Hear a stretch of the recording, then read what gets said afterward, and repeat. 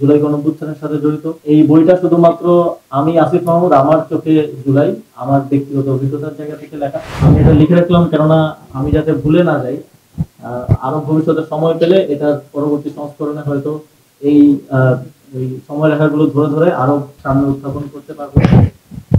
এবং জুলাইয়ের ইতিহাসটা তখনই পরিপূর্ণতা পাবে যখন আমি মনে করি যে সারা দেশে যে সহস্র সংগঠক সহস্র কর্মী এই আন্দোলনে ছিল সকলের পাঠ গুলো যখন উঠে আসবে। নাহিদ ভাই যথার্থই বলেছেন যে কুমিল্লা আসলে যে সংগঠিত করছিল তার ইতিহাসটা তো আমাদের সামনে নেই, আমরা তো জানি না। আমরা হয়তো ভাষা ভাষা কিছুটা শুনেছি কিংবা আমরা মিডিয়াতে দেখেছি, কিন্তু ভেতরের গল্পটা তো শুধুমাত্র সেই সংগঠক বা সংগঠকরাই জানেন।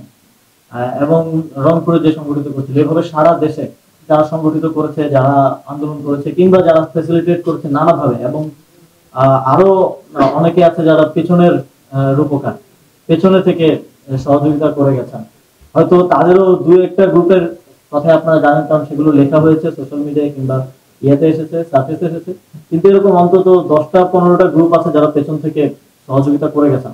এমন অনেকে আছে যারা চানও না তাদের নামগুলো আমরা নেই, তাদের প্রফেশনালিজমের কারণে কিংবা তাদের জবের কারণে।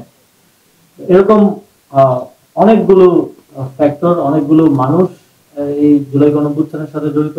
এই বইটা শুধুমাত্র আমি আসিফ মাহমুদ আমার চোখে জুলাই আমার ব্যক্তিগত অভিজ্ঞতার জায়গা থেকে লেখা। তারপর আমি মনে করি এটা সম্পূর্ণ না আমার দিক থেকে। এবং জুলাই গণঅভ্যুত্থানের আমি প্রত্যাশা রাখবো এবং আহ্বান করব যারা জুলাই গণঅভ্যুত্থানে যেভাবেই সম্পৃক্ত ছিলেন সবাই আপনাদের পাঠটা লিখবেন, যাতে করে আমরা অন্তত আগামী 2-3 বছরের মধ্যে জুলাই গণঅভ্যুত্থানের একটা পূর্ণ চিত্র পাই।